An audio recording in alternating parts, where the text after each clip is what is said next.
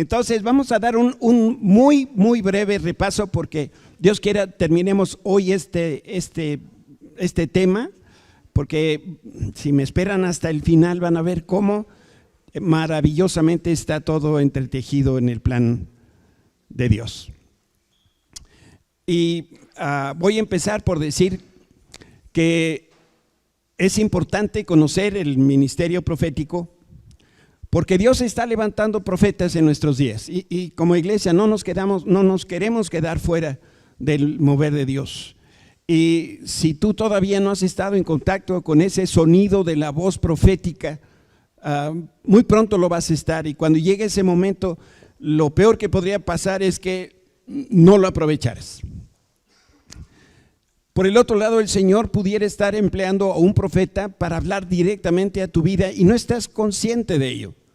Por eso es muy importante conocer, comprender cómo es que opera este ministerio profético el día de hoy. Sabemos que Dios no hace acepción de personas. El Señor no distingue, no tiene favoritos. Él desea que su voz llegue a ti y después que ha llegado esa voz de Dios a tu vida, fluya a otras personas. Pero si no entendemos cómo opera el ministerio, a lo mejor Dios nos habla, pero no se va a dar ese propósito que Dios quiere, no solamente para tu vida, sino para la vida de otras personas. Por eso tenemos que estar preparados para cuando el Señor nos hable y nos llame a convertirnos su voz. Y hablé brevemente del caso de José.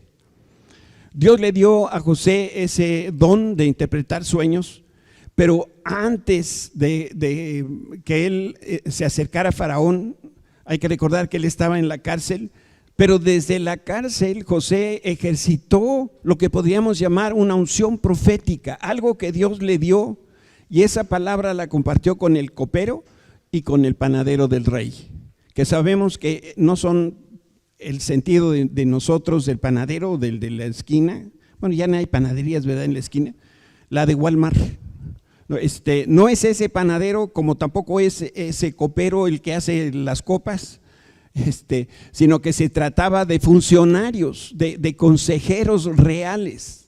Eran personas de inminencia, y ahí con ellos José habló esa palabra profética.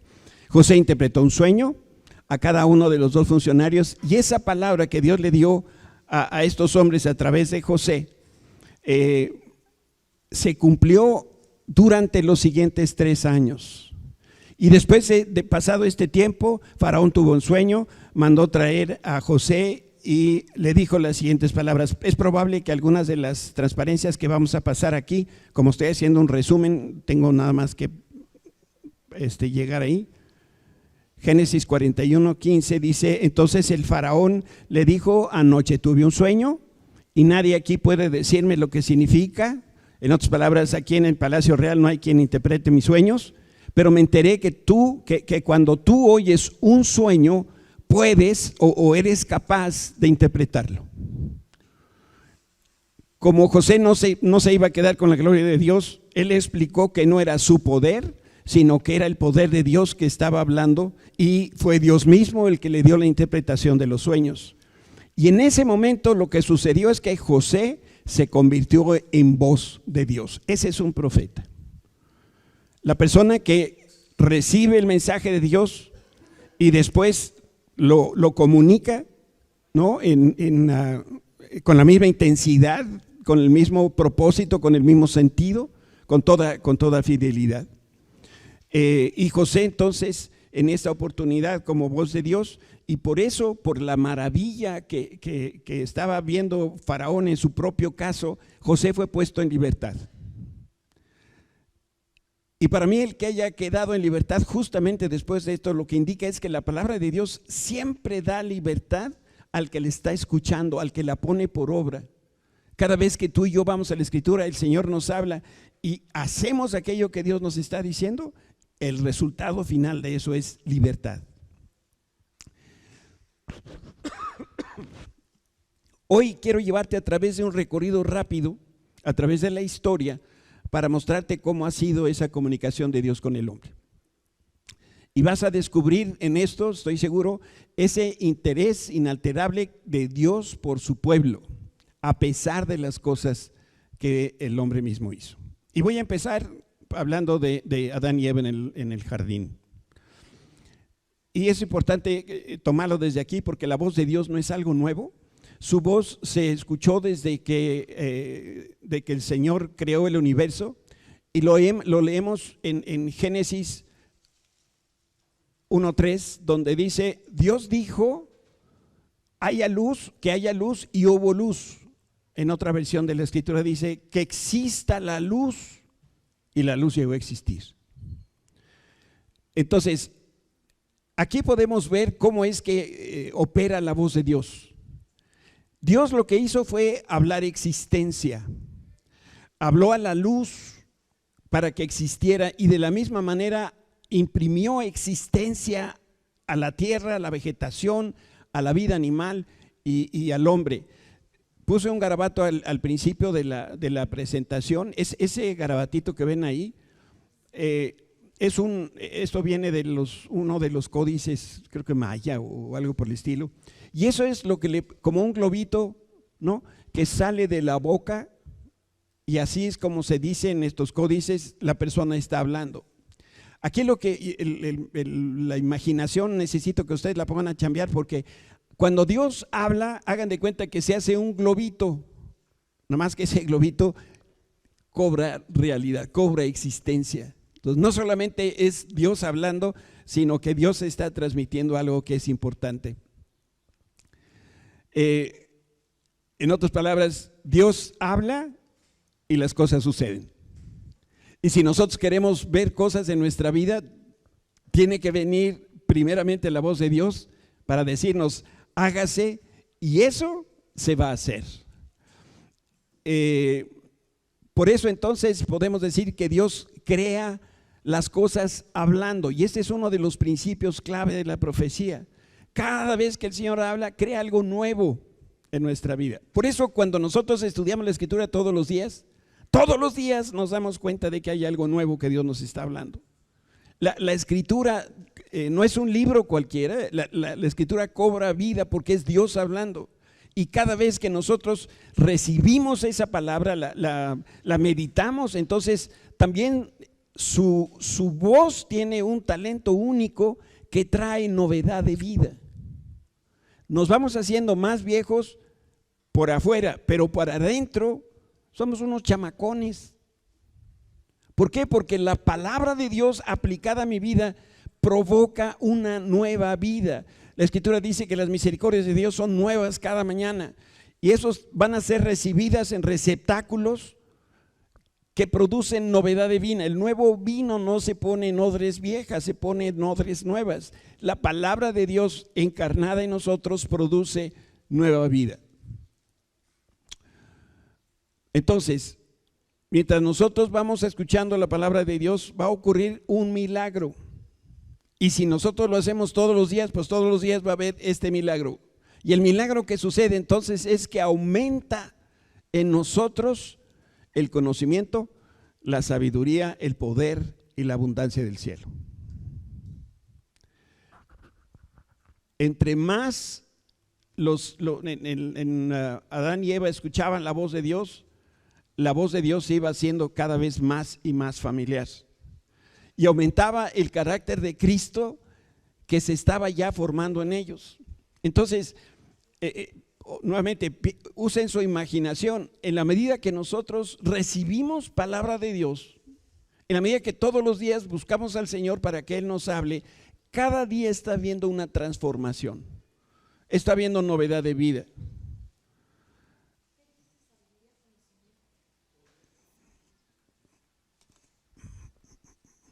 ¿Dónde estoy?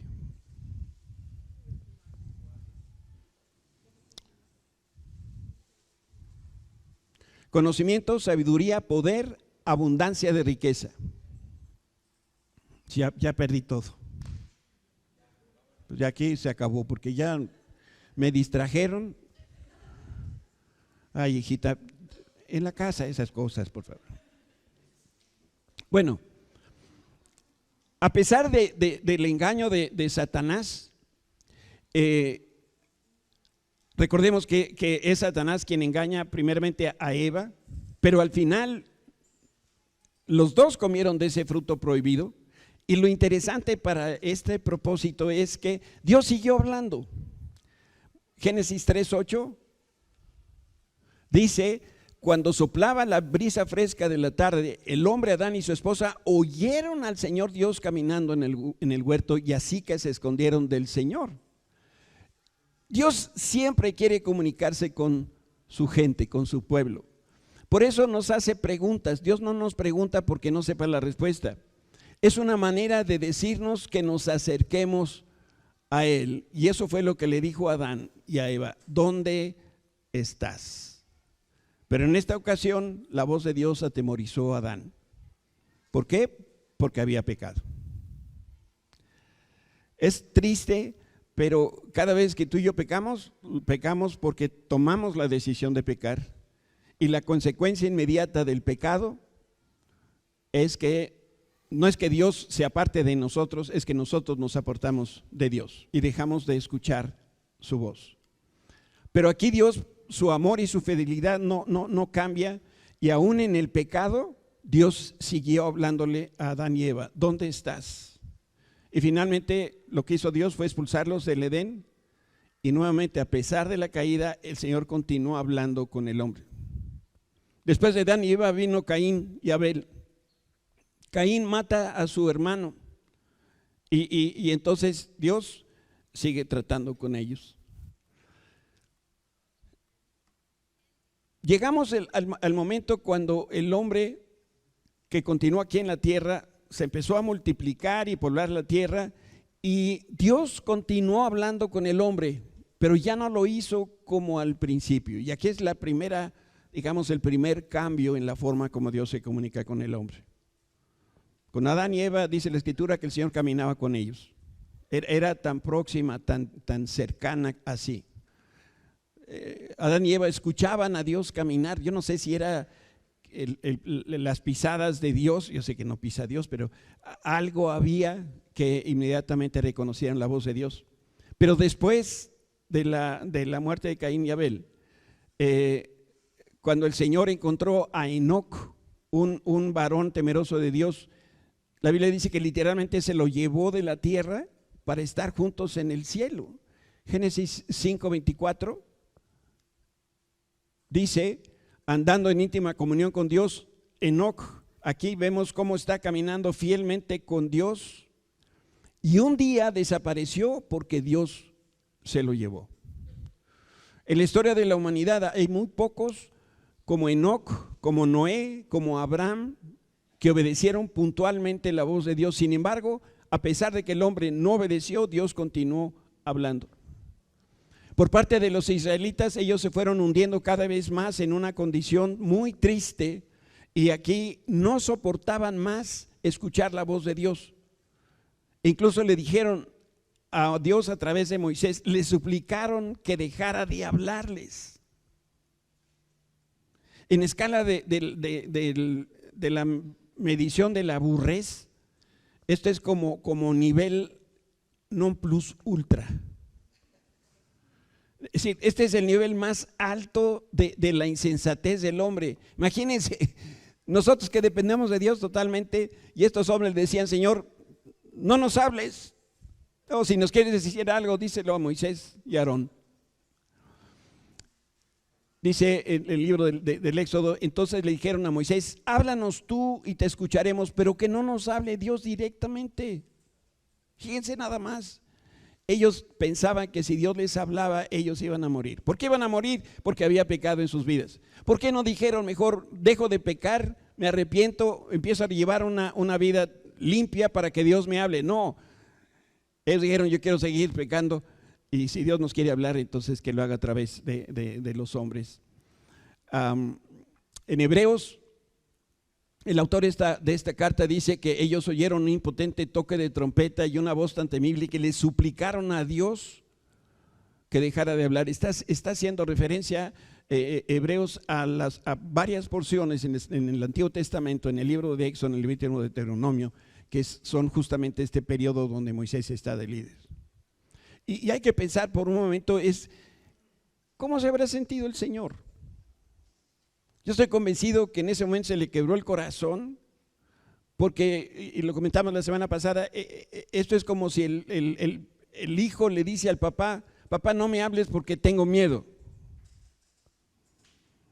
Yo no sé si la figura de su papá en la vida real, en algún momento de su vida les haya significado miedo. No estoy seguro si todos, pero yo sé que algunos, la figura del papá les recuerda severidad, disciplina, golpes, pero creo que no, al menos yo en mi caso no llegué al punto de decir, papá, ya no me hables. Yo creo que como padres es algo, sería demasiado difícil poderlo sobrevivir. En la historia de la humanidad entonces encontramos estos hombres, el pueblo necio, Dios sigue hablando, y lo que ocurrió después fue un parteaguas en la historia del hombre, porque desde la creación Dios habló de manera continua y directa, pero después de haber sido liberados de Egipto, Dios hizo un pacto con Moisés y con los israelitas en el monte Sinaí, y ahí cambió otra vez la manera como Dios habla. El Señor del cielo bajó a la tierra y nuevamente Dios habló cara a cara, pero ya no era con el pueblo, era con Moisés. Y el mensaje de Dios era las tablas de la ley. Dice la Escritura que la voz de Dios fue tan poderosa que cimbró las faldas del monte Sinaí, y cuando el pueblo lo escuchó, sintió miedo. Ahora sí tenían una razón para sentir miedo. Imagínense que una montaña se mueva y ellos sabían que Dios era el que estaba hablando. Yo no sé si escucharon la voz de Dios, pero ahora sabían realmente del poder. Y tiempo después Moisés narra este evento. Sin embargo, cuando ustedes, el pueblo de Israel, escucharon la voz que salía de medio de la oscuridad mientras el monte ardía en llamas, todos los ancianos y los jefes de las tribus se acercaron y me dijeron, mira Moisés, el Señor nuestro Dios nos ha mostrado su gloria y su grandeza, hemos oído su voz salir de en medio del fuego, hoy comprobamos que Dios puede hablar con los seres humanos, pero aún aquí seguimos con vida. Sin embargo, ¿para qué nos arriesgamos? A ver, yo no sé si leemos todos el pasaje de la misma manera. Estos judíos escucharon la voz de Dios y no se murieron. Pero fue tan dramática el encuentro que dijeron, mejor que no nos hable, no vaya a ser que en la que sigue sí me mate. Esta era la manera de pensar del hombre. Israel no quería escuchar a Dios porque temía que este terrible fuego del Señor los consumiera y morían. Y en vez de dejar de corromperse y de vivir en santidad, los israelitas entonces tomaron la decisión equivocadísima de no seguir oyendo, de no seguir obedeciendo la voz de Dios. Y el pueblo sabía que Moisés era un hombre justo, un hombre recto.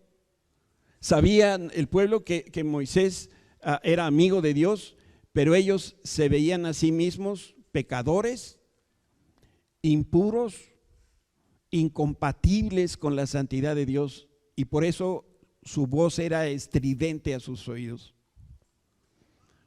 Por la condición del hombre, no querían que el Señor se acercara a ellos y les hablara.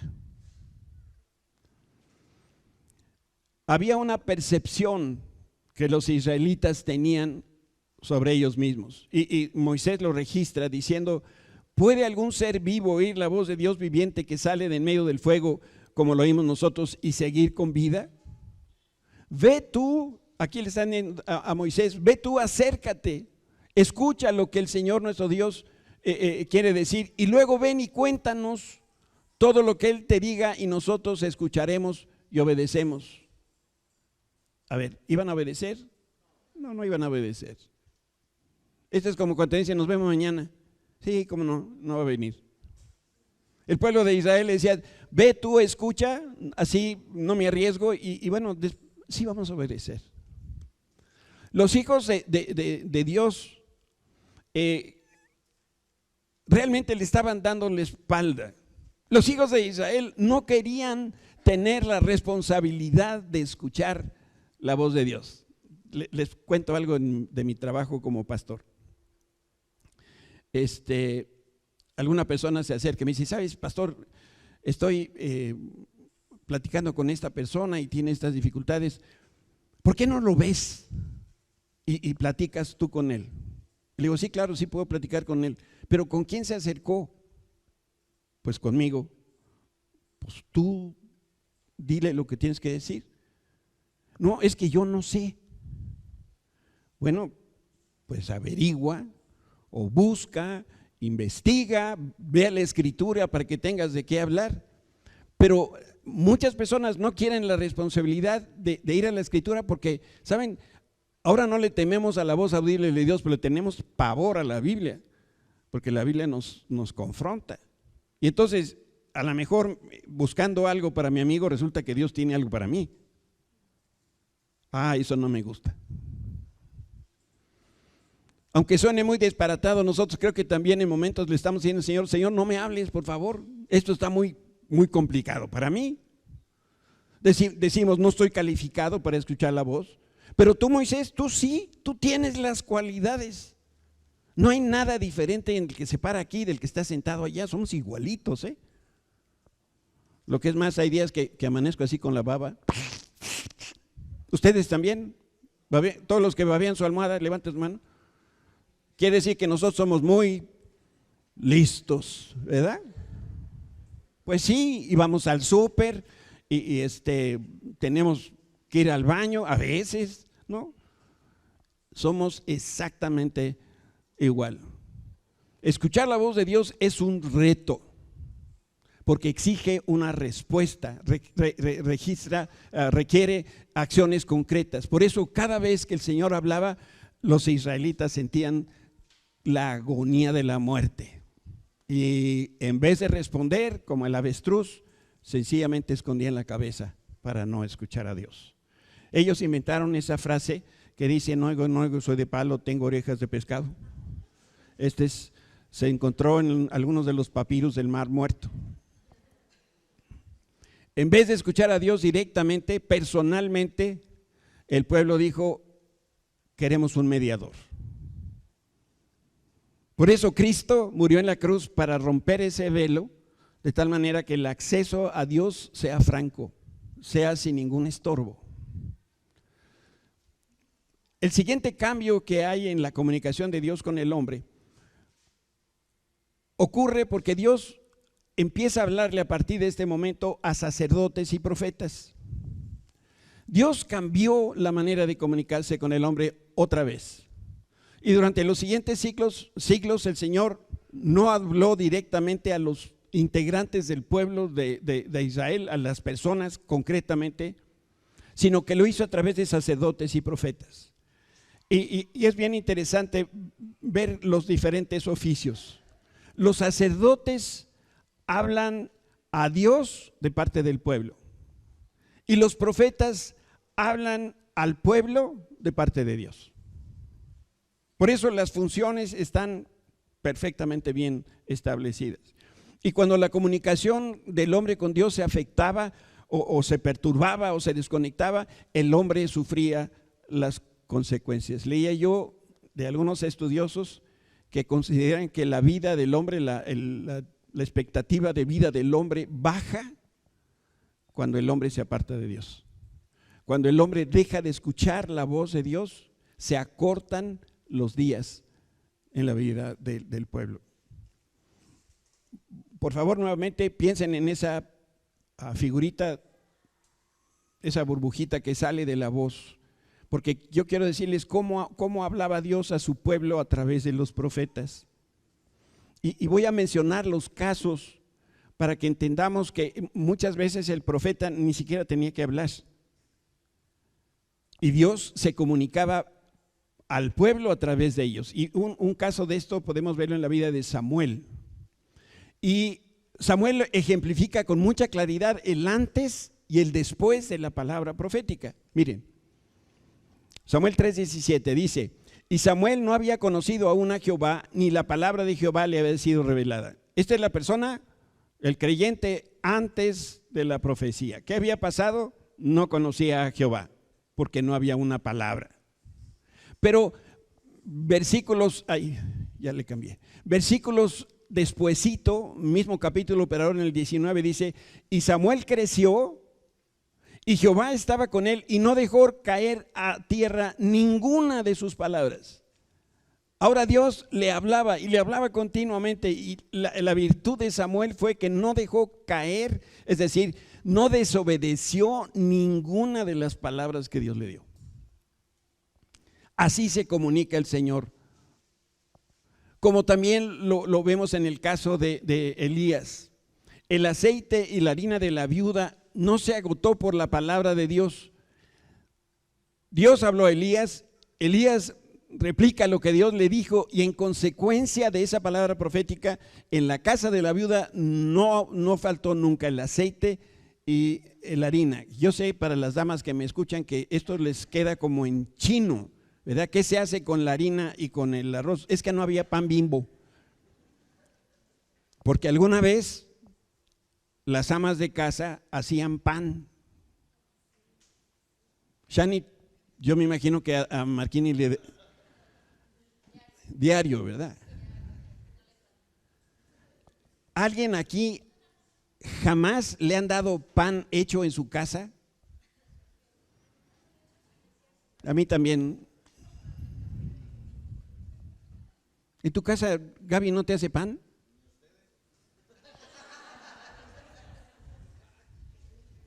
¿Alguna vez te hice biscuits, hijo? De caja, pues, pero eran biscuits. Entonces, los pasajes que lo describen los tenemos aquí en 1 Reyes 17:16, la Nueva Traducción Viviente. Dice, siempre había suficiente harina y aceite de oliva en los recipientes, tal como el Señor lo había prometido por medio de Elías. Elías habló, se hizo la burbujita y ¡pum! Producto de eso, el harina y el aceite no falló. En la versión de la Reina de Dios habla hoy, fíjense, tal como el Señor lo había dicho por medio de Elías. Otro ejemplo en la Escritura lo tenemos con Eliseo. Él profetizó al mensajero del rey que habría inflación, fíjese. Desde la Escritura ya se ven estos fenómenos económicos, y Dios habló y el dinero dejó de ser suficiente por razones económicas. Y el pasaje que podemos leer está aquí en 2 Reyes 7. Eliseo respondió, escucha la palabra del Señor. El Señor dice, por eso subrayo ahí la palabra dice, el Señor dice, mañana a estas horas a la entrada de Samaria se podrán comprar 7 litros de harina por una sola moneda de plata, y también por una moneda de plata se podrán comprar 15 litros de cebada. No nos dice la Biblia cuánto costaban antes, lo que nos dice es cuánto van a costar después de la palabra profética. Hubo inflación. Podemos ver el caso de Oseas para señalar la infidelidad del pueblo de Israel. Y otra vez, el Señor le habló por primera vez a Israel por medio de Oseas y le dijo, y aquí está la palabra de Dios, ve y cásate con una prostituta. Dios le iba a mostrar al pueblo de Israel que Dios se sentía como si la iglesia, el pueblo de Israel, se había convertido en una prostituta y se vendían a otros dioses, a otros gobernantes en vez del Señor. Y por eso la palabra que manda es, ve y cásate con una prostituta. ¿Y qué hizo Oseas? Se casó y ya le pesaba. Sin embargo, se sostuvo y tuvo hijos de esa mujer. Otro ejemplo lo tenemos en Isaías. Dios se dirige al comandante en jefe de los asirios a través de Isaías. Y lo que hace es una palabra que tiene la intención de romper el duelo, el dolor que había en el pueblo. Y este es el pasaje. El Señor le dijo a Isaías, hijo de Amós, quítate la ropa de tela áspera. esto está hablando de la tela de una ropa de luto que has estado usando, y también las sandalias. Isaías hizo lo que se le indicó y anduvo desnudo y descalzo. Digo, piensen que el pastor un día viniera así en Cuernavaca, Morelos, y por donde andaba Isaías y se veía que estaba desnudo, había un mensaje de Dios. Por eso los profetas son muy malentendidos, o los malinterpretamos, porque Dios manda decir cosas, hacer cosas que a nuestros ojos no hacen mayor sentido. Sin embargo, cuando comprendemos el mensaje y vemos el resultado, entonces empezamos a entenderlo mejor. A través de Jeremías, el Señor persuadió al rey de Persia de liberar a los hebreos. En el primer año de Ciro, rey de Persia, esto se estima que fue como en el 538 a.C., el Señor cumplió la profecía que le había dado por medio de Jeremías, Jeremías 25, 11 al 12. Movió el corazón de Ciro a poner por escrito el siguiente edicto y enviarlo a todo el reino. Y esta profecía se cumplió. Toda la tierra se convirtió en una tierra desolada y baldía. Israel y las naciones vecinas servirán al rey de Babilonia por 70 años. ¿Qué estaba el Señor anunciando? La esclavitud que iba a pasar el pueblo de Israel. Entonces, durante cientos de años, Dios habló a su pueblo a través de los profetas, y voy a hacer aquí un paréntesis. Las mujeres muy atinadamente se están aprendiendo los libros de la Biblia, pero yo le voy a dar la oportunidad a un varón que demuestre aquí que se sabe de memoria cuáles son los profetas mayores y cuáles son los profetas menores. Yo sé que va a haber aquí algún varón que sí se lo sabe. Hijo,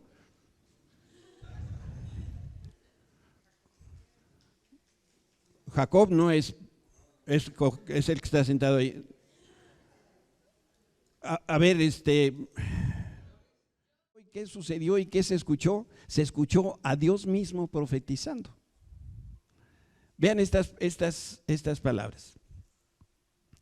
Después del bautismo, mientras Jesús salía o subía del agua, los cielos se abrieron y vio al Espíritu de Dios que descendía sobre él como una paloma, y otra vez una voz dijo. ¿Qué dijo Dios? Este es mi Hijo muy amado, quien me da gran gozo. Este es el centro, aquí está el pan, este es el corazón del ministerio profético. Podemos hablar o mencionar que hay 4 eventos que son muy significativos aquí. El verbo o la palabra vino a la tierra. Jesucristo es la palabra, es el mensaje de Dios, es el espíritu de la profecía. Se abrieron los cielos que estuvieron cerrados durante 400 años. Descendió el Espíritu Santo y con ello ya estaba anunciando, viene Pentecostés para todos, y se escuchó una voz que venía del cielo. Y a partir de ese día, en el instante que Dios envía su palabra, el Espíritu Santo en la persona quema, imprime esa palabra en el corazón y se convierte en una voz viva. Pablo decía, nosotros somos un evangelio abierto, somos carta para que todos aquellos que necesiten de la luz de Jesucristo puedan venir y leer en nuestra vida la obra de Cristo. Esto es lo que hace el Espíritu Santo, esto es algo que no hace el hombre. Dios empleaba los labios de un profeta como Juan el Bautista para confirmar la palabra que Dios había mandado. ¿Y por qué es importante entonces cada palabra que viene de Dios a tu vida y a mi vida? Cada vez que Jesús habla, el resultado es un milagro. Hay vida nueva. Por eso la profecía es tan importante, porque no puede haber algo más significativo para nosotros que escuchar lo que Dios nos quiere decir. cuando yo escucho y hago, produce un milagro. Nueva vida se empieza a desarrollar. A mí siempre me ha impresionado mucho el pensar en ese evento donde Jesús está frente a Lázaro, que tiene ya 3, 4 días de muerto. Y el Señor le dice: Lázaro, ¿qué le dijo? Sal fuera. ¿Saben una cosa? Si Jesús no hubiera dicho: Lázaro, sal fuera, y nada más hubiera dicho: sal fuera, se levantan en ese momento todos los muertos. La palabra profética mueve los huesos muertos, trae vida donde no la hay. La palabra profética es Jesucristo. Lo que tú tienes que hablar es Jesucristo. Es lo único que importa en este momento. De ahí que nosotros tenemos este ministerio que se tiene que desarrollar en nuestra iglesia, y nosotros ser esos profetas y ser esas personas que están esperando como Samuel, no dejar caer ninguna palabra que viene de parte de Dios. ¿Saben qué deberíamos hacer cada domingo? Díganme sí o no. No, dije sí o no, no dije qué. Lo que tenemos que hacer cada domingo es: recibimos la palabra, pero antes de ir a comer, antes de que se me olvide, tengo que ir a mi diario de oración y anotar qué dijo el Señor este día. ¿Por qué? Porque yo estoy recibiendo aquí la posibilidad de una vida nueva. Algo que necesita mi vida, mi negocio, mi matrimonio, mi familia. Y yo necesito anotarla para que no se pierda una sola palabra. Y venimos a la oración y el Señor nos habla. Y estamos en la enseñanza y el Señor nos habla. Y escuchamos la predicación y el Señor nos habla. Y leemos en la mañana la palabra de Dios y viene otra vez la voz de Dios. Y nosotros, como Samuel, tenemos que registrar cada palabra. Mira, yo no sé si tú lo tengas como práctica en tus libros. Yo siempre subrayo y anoto. Para eso son los libros. Los libros no son decorativos. Los libros funcionan como una memoria, un recordatorio, para que cuando tengamos una duda podamos regresar a él. Imagínense la Biblia. Su Biblia tiene que estar marcada desde Génesis hasta Apocalipsis. Tienen que estar escritas no sé cuántas cosas que Dios les está diciendo. A mí me da mucha tristeza cuando a veces la gente deja su Biblia aquí. Digo: ay, compadre o comadre, no sé qué será.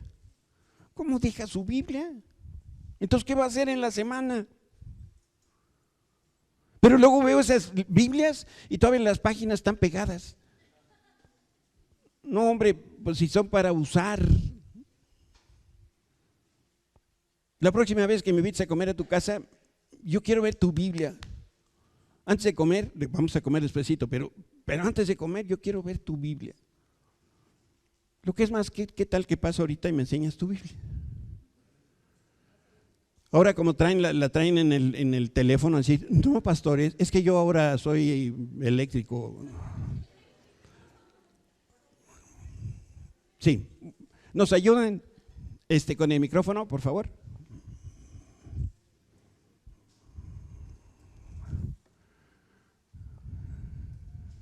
Como estamos estudiando y repasando la historia de la Navidad con las mujeres, precisamente parte de la clase es entender,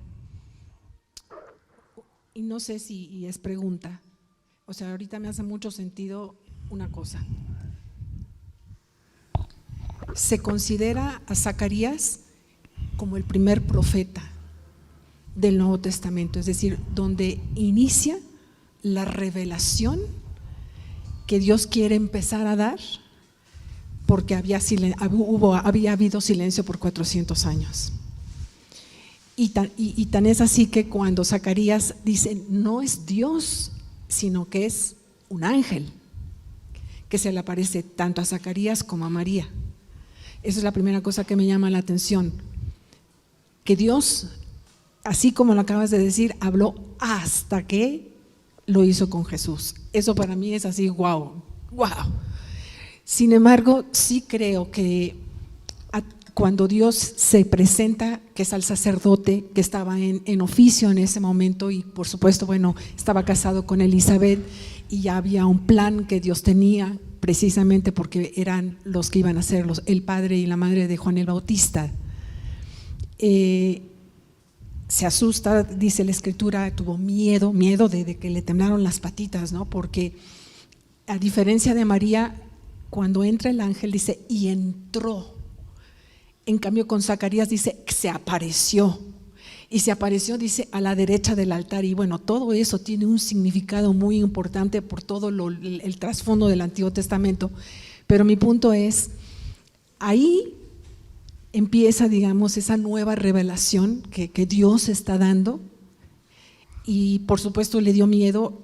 Y puedo entender también, ¿no? Y entendemos que le costó trabajo entender, creer que lo que le estaba diciendo era así, tal vez, bueno, que se quedó mudo, ¿no? Pero consideraríamos entonces que es con Isaías, con Zacarías, que es sacerdote, el primer profeta, digamos, en el sentido, porque después, bueno, se queda mudo, y justo en el momento cuando ya él está escribiendo y le están preguntando por el nombre del hijo, dice la escritura, entonces preguntaron por señas a su padre cómo le quería llamar, y pidiendo una tablilla escribió diciendo, él estaba mudo, escribió diciendo, Juan es su nombre, y todos se maravillaron. Al momento fue abierta su boca y su lengua, y habló dos cosas, bendiciendo a Dios y después profetizando, porque le profetiza a su hijo. Sí, así es. Entonces, es parte de lo que tú estás diciendo, es la profecía, ahí estaba ya, o sea, Dios empezó a hablar nuevamente. Sí, así es.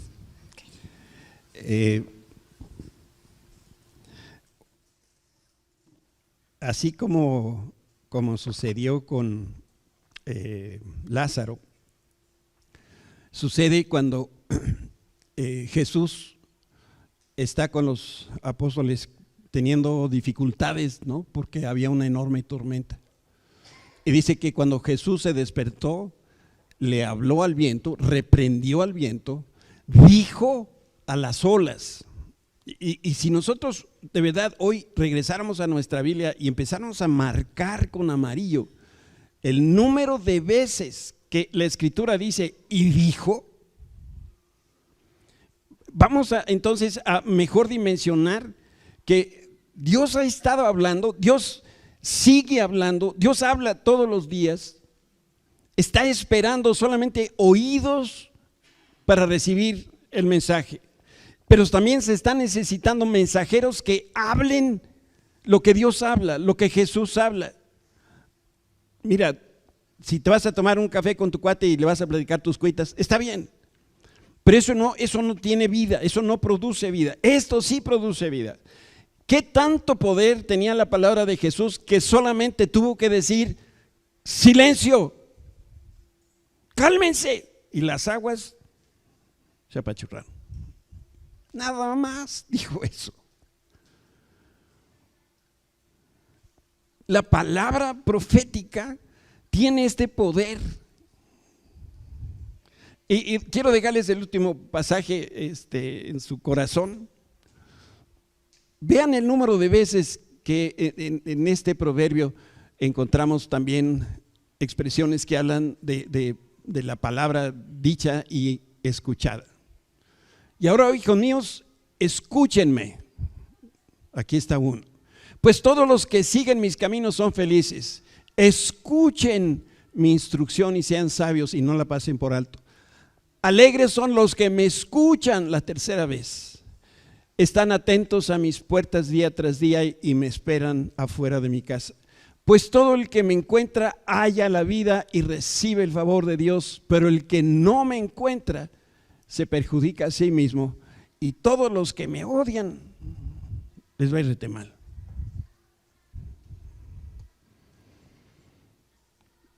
Vamos a dejar este año la enseñanza de la profecía para los siguientes 2 domingos que nos quedan.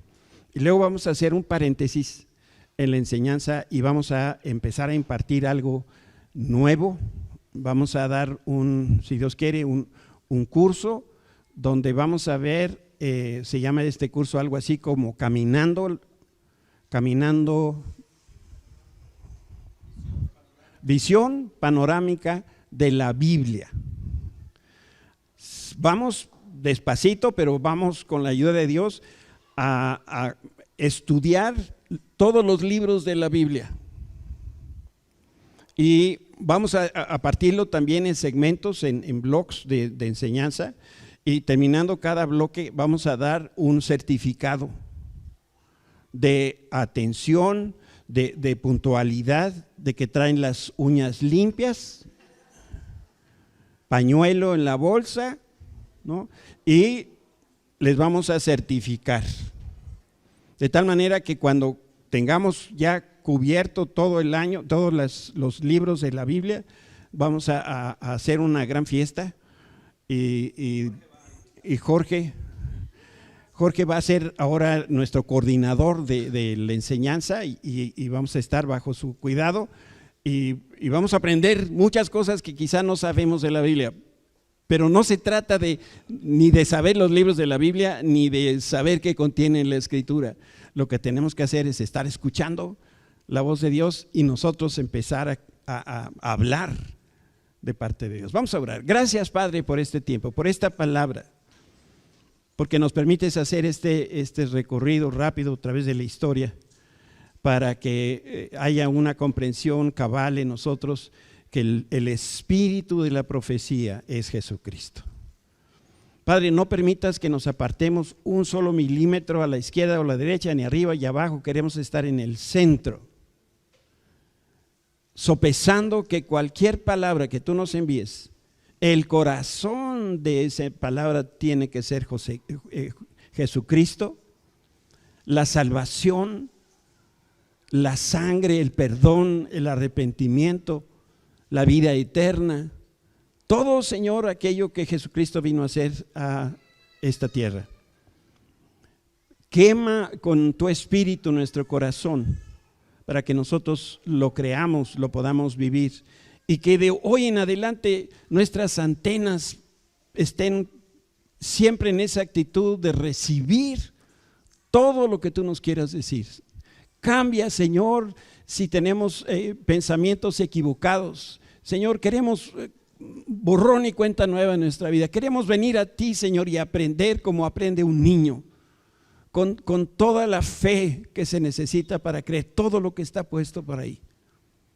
Señor, gracias por los maestros que tú nos has dado a lo largo ya de muchos años, maestros entre nosotros que se han preparado y han compartido y vemos ya con expectativa, Señor, lo que tú vas a estar haciendo en este próximo 2020. Te alabamos, Señor, te bendecimos en el nombre de Cristo Jesús. Amén. Muchas gracias por estar aquí.